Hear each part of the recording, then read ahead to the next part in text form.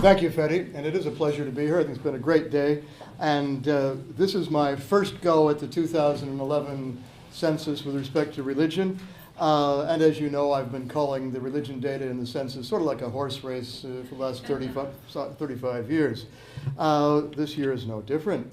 I start by acknowledging the indigenous people, the Kulin nations, pay my respects to their elders past and present, because they do uphold multicultural, multi-religious, multilingual, multi-bloody everything else in this society, even though we tend to lump them in and call them indigenous people, for which we should hold our heads down in shame.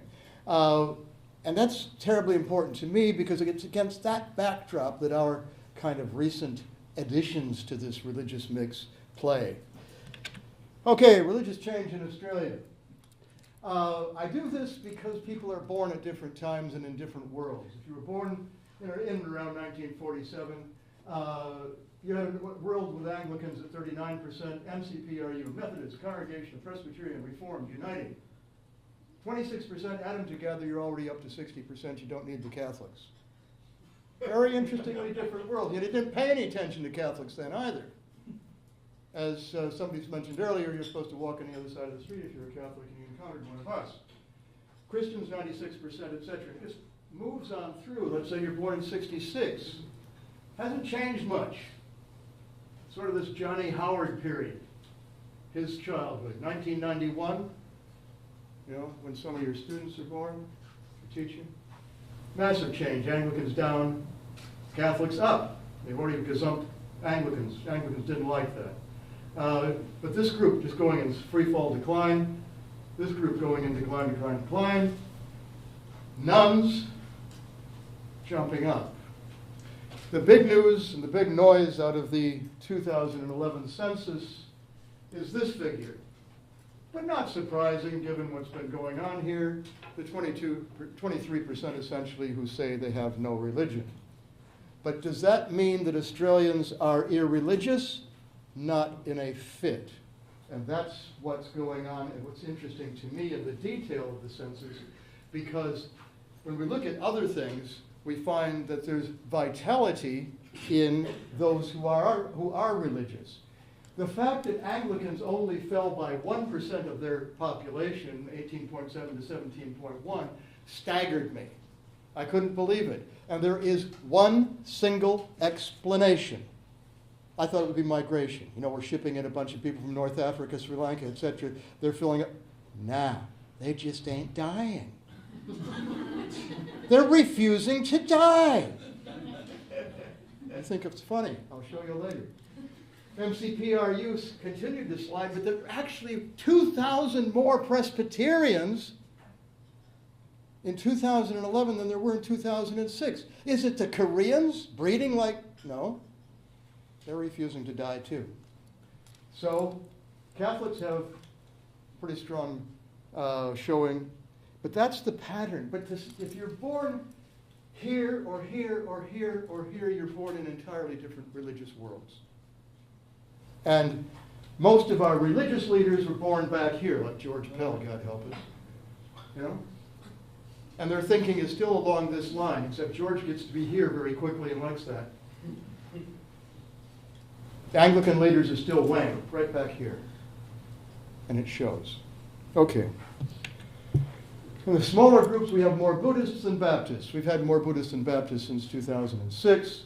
But 2.5%, we have almost as many Buddhists as we have Presbyterians, and next time around we'll have more Buddhists than Presbyterians. Muslims at 2.2%, have gazumped Lutherans at 1.2%.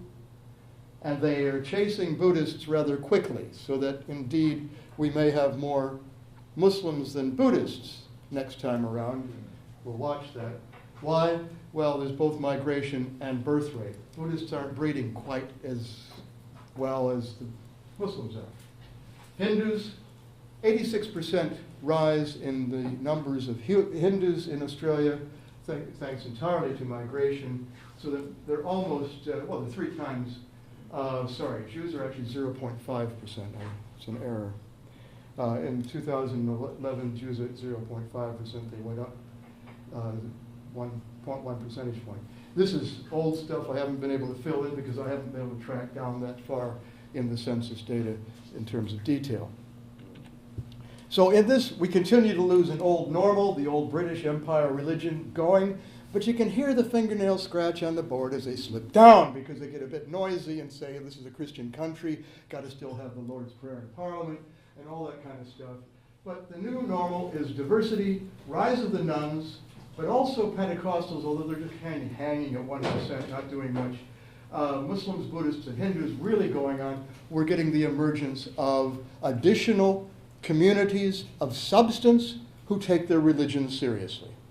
So it's not just Christians who take their religion seriously, but these communities which are rivaling well-known Christian communities in terms of their demographic weight, who also take their religion seriously, entering the policy sphere, entering the schools. Now, that's where it gets to be fun. So if you look at religious identities, no religion is number 1 in 5 of 8 territories in capital cities. In Sydney, Catholics beat the nuns, beat the Anglicans, beat Islam, beat Buddhists, beat Uniting, beat Presbyterian. In Melbourne, it's Catholics, nuns, Anglicans, Orthodox, Uniting, Buddhist, Islam, Presbyterian, Hindu, and Pentecostal. In Adelaide, no religion leads, then Roman Catholics, Anglicans, Uniting, and Orthodox, which says, again, each of our capital cities is a different religious mix. This is particularly felt if you go to a place like Brisbane, where you say, oh, they have so many Hindus, but you just have so many Muslims, but you discover they happen to be Fijian, not from the Middle East. Again, the diversities, I haven't got birthplace data for 2011 yet, but our cities are different, differently comprised, different feel, different religious composition, need to be taken seriously. Age. Here's the telling one. This is the benchmark, all right? That's what the nation looks like. If your age distribution doesn't match that, what are you doing? Well, take the Catholics, they match. So Catholics are right on the money for an age distribution. They got young people, they got old people, they got people in the middle, nice and healthy. Anglicans, oh dear. Look at where we beat. Half again as many 64 plus as the national average. That's nice, but it does not mean much of a future. What I've been saying about Presbyterians is you couldn't find a breeding pair for about 2 censuses. It's getting to be more and more difficult because you see they're even further. They lead the way really in the age structure. It's quite interesting. Whereas Buddhists, look at how young they are, and then Muslims, very, very young. Haven't got hardly any old people. I mean, kind of want to put your hand up. Can I be an old Muslim? 46.5%, 0 to 24. That's some migration. That's a lot of breeding. No religion's pretty popular. Not too many old people. But in this, if you're under 44, you've got a very high percentage of the population that say they have no religion. It's much higher than the 23% that averages out. Buddhists, Catholics, Anglicans, the age structure tells you something about the future. The age structure tells you which groups have what kind of future.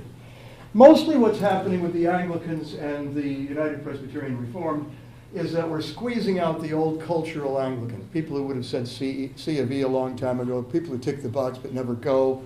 They're dying out. So perhaps some of these people are more likely to attend. I'm not convinced because I've been and I haven't seen them there, but that's another problem. This is a different way around. This is saying, of those 25 to 34, what percentage are which religion? Turning it around the other. Was that a question back there? No. I saw a hand go up. It's always hope. If you happen to be 25 to 34, bang, bang, bang. Each of these groups have 3% of the population. Fascinating kind of picture. Uniting, which is a substantial group within Australia, only 3% in the 25 to 34 group. Doesn't augur well for the future. Buddhists, Muslim, Hindus, all 3% in that. But some of that is birth rate, some of that is migration, particularly for the Hindus. Anglicans and Catholics, well, they are below their national averages in that. Anglican national average is 17%, so you might expect it. And again, looking over here, who's dying off, 85 plus, almost 30% of those who are 85 plus are Anglican. 22% are Catholic, 10% Uniting. Again, the aging thing and what that augurs for the future is pretty critical. So, as I said, Anglicans are behind by only 1%. Migration, discovered no. There were 70,000 more Anglicans in the 75 plus category in 2011 and 2006. Again, that's just an aging society continuing to chuck people up there, taking a little bit further to get on the final round. No growth, but decline in each early age group. So there was no growth in the early age to replenish those who are going to be leaving us. Many more funerals. I mean, you know, if you're in the business of funerals, lots coming. Presbyterians grew by 2,000, but again, only in those advanced categories of age. So don't think all of a sudden there's vitality there. The Uniting fell off in the same kind of way as would be expected. So the future of religious diversity depends very much on migration. Migrants tend to be young, tend to be fertile. Depends on birth rate, which groups can breed, not Anglicans or Presbyterians, certainly not Uniting. Muslim, Buddhists, and Hindus are productive. No religion can be, but it's going to be interesting to watch whether that category is productive of children or not. They certainly have large numbers of parents who are declaring that their children have no religion, but it will be fun to watch that. Conversion's only a small part in this, although a closer look at middle-aged Buddhists is worthwhile, an examination over the last 3 or 4 censuses to see how that conversion, whether you count for it by migration or conversion.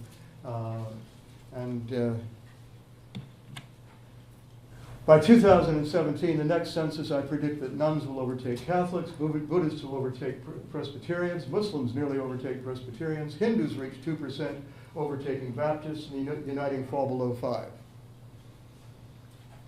And again, that Uniting falling below 5, when they were in 1947, 27% of the population. It's a huge change. Finally, major non-religious sector of the population growing. And that 23% declaring no religion, and the fact that they are very heavily youthful, means there's going to be, in terms of any kind of social policy or education, this large block of people, no religion, to be dealing with. But a more religious and spiritual context as well, as we have a growth of religious communities more likely to take their religion seriously. So if you're, again, teaching in a school, you're going to have one set of parents over here, and you're going to have one set of parents over here. I see a kind of polarization of the society between those who have no religion and those who have religion they're taking more seriously. That's going to make for a more contested and conflicted policy conflict, and it's going to make schools harder to manage. Thank you. Thank you very much, Gary, for the first look at the data from the ABS census. Maybe we'll have time, 5 minutes for a few questions if you have any. Just one thing before I forget, I did a quickie on age 0 to 14, school kids. 2% are Buddhists, 3% are Muslims, 3% are Uniting, 2.5 are Eastern Orthodox, and 1.5 are Hindus. There's a lot more. That's what you're going to get in your classroom. Okay, we have 5 minutes for a few quick questions, so we start from the back. Yes? I'm just interested in the trends that you've outlined there, whether that's being reproduced in other countries around the world. The jump to nuns, we have been lagging Canada and New Zealand. Sorry, I forgot to say one major change, and that is the great drop in those who did not respond. There was a 17% drop in the numbers who did not respond. So having a religious identity, including none, has become more interesting. Not surprising given all the stuff about religion in the media. September 11 and all that kind of stuff. But we've had more religion going on, and diversity is palpable. You run into it wherever you go, and suddenly if somebody goes by in a hijab, you say, well, she's a Muslim, what am I? Oh, I guess. So, and it was not just those saying no religion, because that would have counted for some of it, certainly there, but in other religious groups you can see a bump up that you'd attribute to people saying they've got something rather than nothing. Sorry. So what are the trends compared to others? We're certainly behind the US in the nuns, but not that much further. The distribution, of course, Australia has unique religious distribution compared to the US, Kiwiland, Canada, or the UK, which only did a census with a religion question to find out how many Muslims they had and don't know anything about anything else. Well, it's a rotten shame because Australia has got the best religious classification system in the world. We poured buckets of money into it. The UK wasn't interested. Sorry. How many questions do you have? One? Okay, two questions. We'll take them by the end first.